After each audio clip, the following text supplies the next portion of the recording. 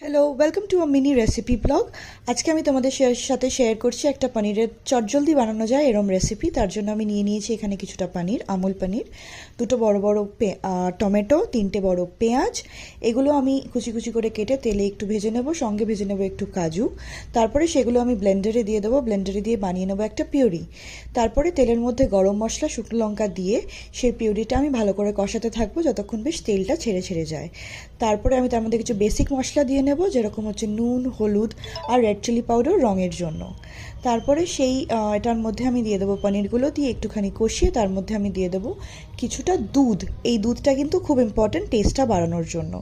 তারপরে সবার শেষে আমি ওটার মধ্যে দেব হচ্ছে একটু কসুরি মেথি, যেটার ফ্লেভারটা আমার ভীষণ ভালো লাগে, সেজন্য আমি কসুরি মেথিটা এখানে ইউজ করব। আর তারপরে ব্যাস হয়ে যাবে। লাস্টে যদি একটু নুন লাগে, স্বাদ মতো নুন দিয়ে এটা নামিয়ে নাও। আর